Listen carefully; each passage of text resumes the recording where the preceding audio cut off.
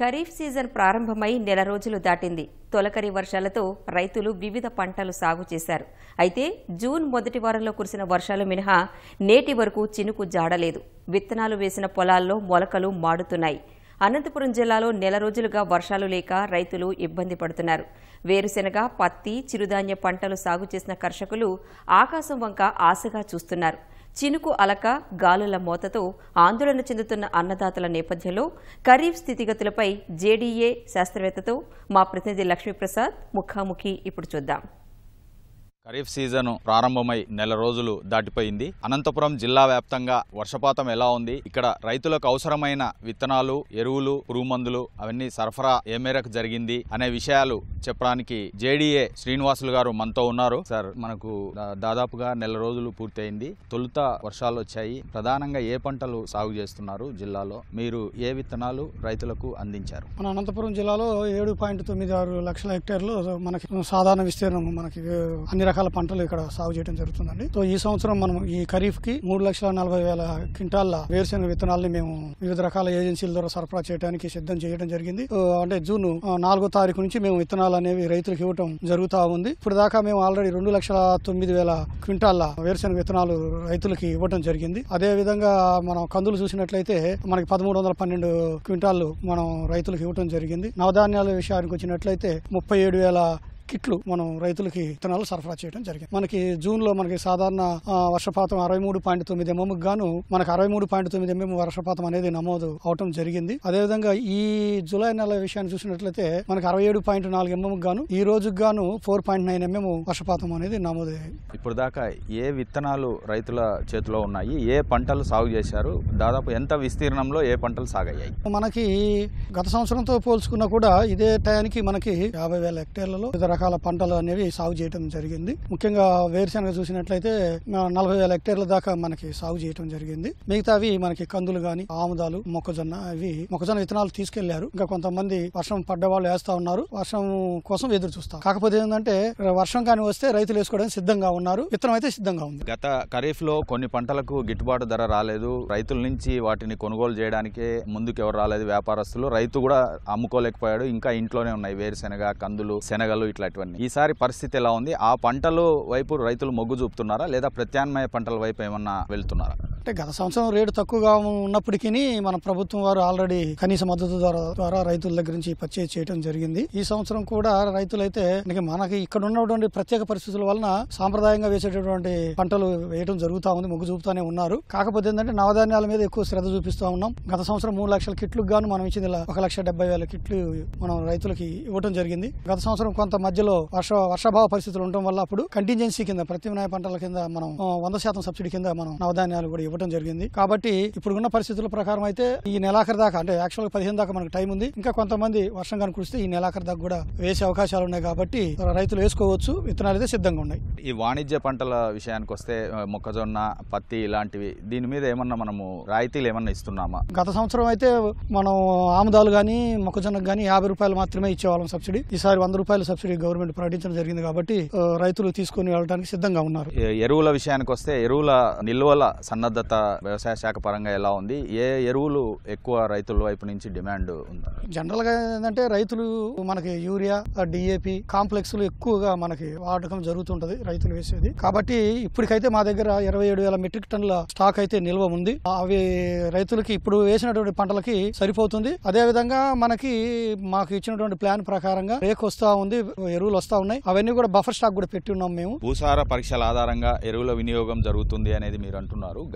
మనము 2 ఏళ్ల క్రితము 5 ఏళ్లతో మనము పోల్చినప్పుడు గత సంవత్సరం ఎలా ఉంది సార్? అంటే ఎరువుల వినియోగం ఎలా ఉంది?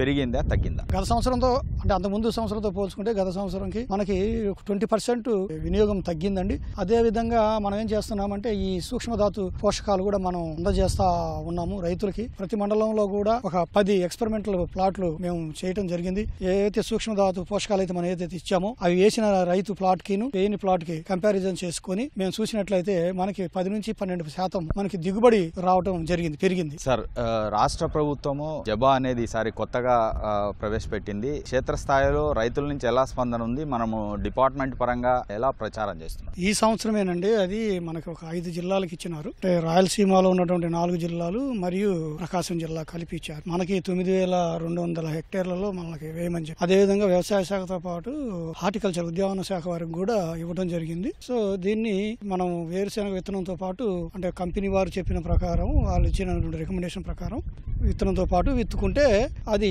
పడినటువంటి వర్షాన్ని తీసుకొని అది 400 రెట్లు దాని యొక్క పరిమాణం పెంచుకొని ఆ తేమను పీల్చుకొని ఉంటుంది. ఎప్పుడైతే మొక్క బెట్టకు వస్తుందో అప్పుడు వేరుకి ఇది ఆ తేమను అందిస్తుంది. దానివల్ల మొక్క మంచి దిగుబడి ఇచ్చేదానికి అవకాశం ఉంటుంది అనేది వారు చేసినటువంటి పరిశోధనలో తేలిన ఫలితాలను ప్రకారంగా మనకి ఈ సంవత్సరం 5 జిల్లాల్లో ప్రయోగంగా ఇవ్వటం జరిగింది. దీన్ని రైతులకి మనం ఇచ్చేదానికి అన్ని రకాలుగా ఏర్పాట్లు చేసాం, ఆల్రెడీ ఇస్తున్నాం. ఈసారి వర్షము దోబూచులాడుతా ఉంది. ఈ పరిస్థితుల్లో అంటే జూన్ మొదటి వారంలో కురిసిన వర్షం మళ్ళీ దాదాపుగా నెల రోజులైంది, ఇప్పటిదాకా వర్షం లేదు. మొత్తం మీద ఏ పంటలు క్షేత్రస్థాయిలో సాగు చేశారు ఇప్పటి వరకు రైతులు? ఇప్పటి వరకు అండి వేరుశనగ, కంది, అలాగే ఏక పంటగా కంది కూడా చాలా మంది సాగు చేయడం జరిగింది. అలాగే కొర్ర, కంది కూడా కొంతమంది వేయడం జరిగింది. ఏక పంటగా కందిని ఎందుకు వేస్తున్నారు అంటే తక్కువ ఖర్చుతో ఇంతో ఆదాయం వస్తుందనే ఉద్దేశంతో కందిని వేయడం జరుగుతా ఉంది. అయితే ఒక 4 సంవత్సరాలుగా మనకు గత సంవత్సరం కాకుండా ముందు 3 సంవత్సరాలు సరైన వర్షపాతము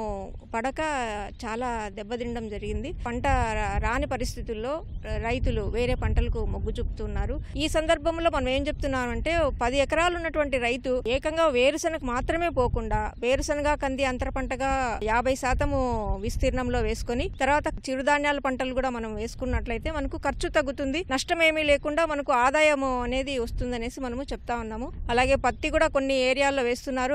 యాక్చువల్ గా పత్తిని మనము రికమెండ్ చేయడం లేదు. అయితే లోతు ఉన్నటువంటి నేలల్లో మనము పత్తిని తీసుకోవచ్చు. కాబట్టి ఏదైనా సరే అంతర పంటగా వేసుకోవడము అనేది ముఖ్యము. వేరుశెనగ సంబంధించి కొన్ని చోట్ల 20 రోజుల పంట ఉంది, కొన్ని రోజుల నెల రోజుల పంట ఉంది క్షేత్రస్థాయిలో. మరి ఇప్పుడు వర్షం లేదు నెల రోజులుగా, పంట పరిస్థితి ఎలా ఉంది? కొంతమంది రైతులు అయితే ఆందోళన వ్యక్తం చేస్తున్నారు. సరైన వర్షపాతం మధ్యలో ఒక్క వర్షం కూడా కురవలేదు, విత్తనం వేసినప్పటి నుంచి మొలకలు వచ్చాయి, వాడిపోతున్నాయని. మీ పరిశీలనలో తేలిందేంటి? వేరుశనగ విషయానికి వస్తే దాని ఫిజియాలజీ చాలా అద్భుతమైనటువంటి పంట. ఇది ఒక 50 రోజుల వరకు కూడా తట్టుకునే శక్తి అంతర్గతంగా వేరుశనగకు ఉంది. కాబట్టే దాన్ని ఇన్ని సంవత్సరాలుగా దాదాపు 60-70 సంవత్సరాలుగా ఆ పంటను వదలకుండా కష్టమైన నష్టమైన రైతులు దానియే మొగ్గు చూపుతున్నారు. అంటే అంతో ఇంతో మేతకు వస్తుంది, అలాగే విలువైన కాయలు కూడా వస్తున్నాయి. కాబట్టి దిగులు పడాల్సిన అవసరం లేదు. కరువు ప్రాంతంతో పాటు వాతావరణంలో వస్తున్న మార్పుల ప్రభావం కూడా దీని మీద ఎక్కువగా ఉంటా ఉంది. వర్ష నష్టాలతో రైతులు నష్టపోతున్నారు. ఇలాంటి పరిస్థితుల్లో మీరిచ్చే సూచనలు ఏంటి? ఏ పంటలను మీరు సిఫార్సు చేస్తారు? వర్షపాతం అనేది మేము అనాలిసిస్ చేసిన ప్రకారము ఏప్రిల్, మే, జూన్లలో పడే వర్షపాతము ముందు చాలా తక్కువ ఉండేది. అంటే దాదాపు 15 సంవత్సరాల క్రితము ఆ అనాలిసిస్ చేసినప్పుడు 10 సంవత్సరాలలోనూ ఈ ముందు పడే వర్షపాతం అంటే సీజన్ స్టార్ట్ అయ్యే ముందు పడే వర్షపాతం కొద్దిగా ఎక్కువ అవుతుంది. కాబట్టి ముందు సోయింగ్స్ చేసుకోవచ్చు అనేసి మనము అనుకున్నాము. అయితే మధ్యలో మన రికమెండేషన్ ప్రకారం జూలైలో మనం విత్తుకోవచ్చు. జూలై 1 నుంచి జూలై 31 వరకు విత్తుకుంటే తర్వాత వచ్చేటువంటి స్ట్రెస్ ను ఆ తర్వాత వచ్చేటువంటి దీన్ని తట్టుకునే శక్తి ఓన్లీ ఒక వేరుశనగకే ఉంది. కాబట్టి ముందు వర్షాలు ఎక్కువ పడినాయి అనుకోండి, అప్పుడు తక్కువ డ్యూరేషన్ ఉన్నటువంటి చిరుధాన్యాల పంటలు, తర్వాత కంది ఇలాంటివి వేసుకోవడం ముఖ్యము. జూలైలో వచ్చినట్లయితే వేరుశనగ, కందిని వేసుకోవడం ముఖ్యము. జూలై తర్వాత వచ్చినట్లయితే మరి మనకు వేరే పంటలు ఉన్నాయి, ఉత్త కంది వేసుకోవడము, తర్వాత ఆముదం పంటను వేసుకోవడము, ఇలాంటివి వేసుకుంటే గన మనకు మంచి దిగుబడి వచ్చేదానికి అవకాశం ఉంది. 8 mm పడినా 10 mm పడినా కూడా ఇప్పుడు యాంత్రీకరణ విషయంలో వ్యవసాయ పరిశోధనా స్థానము అనంతపురంలో కూడా ఆక్వా సీడ్ డ్రిల్ అనేది ఒకటి డెవలప్ చేయడం జరిగింది. అంటే అరపదునులో కూడా మనము విత్తనం వేసుకునే దానికి కొద్దిగా నీటి సౌకర్యం ఉన్నటువంటి ప్రాంతాల్లో మనం ఈ ఆక్వా సీడ్ డ్రిల్ తో మనం విత్తనం వేసుకుంటే ఆడ మొలక వచ్చేదానికి అవకాశం ఉంది. పత్తి, వేరుశెనగ, చిరుధాన్యాలు, పప్పు ధాన్యాలు ఇవి వేసిన చోట ఇప్పుడు పంటల పరిస్థితి ఎలా ఉంది? దాదాపు 25 నుంచి 30 రోజులుగా వర్షం లేదు. వాటి పరిస్థితి ఎలా ఉంది?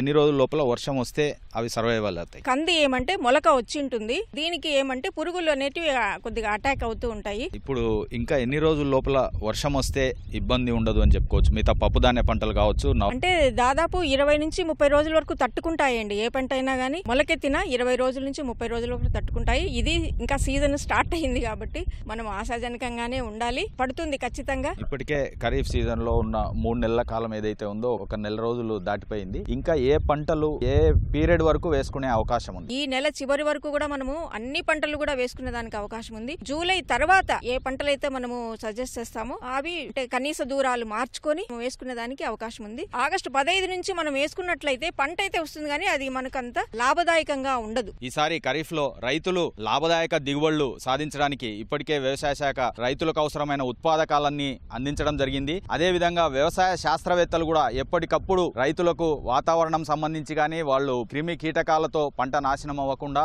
వీటికి సంబంధించి సలహాలు ఇవ్వడానికి సిద్ధంగా ఉన్నారు. కెమెరా పర్సన్ నారాయణతో లక్ష్మీప్రసాద్, అనంతపురం.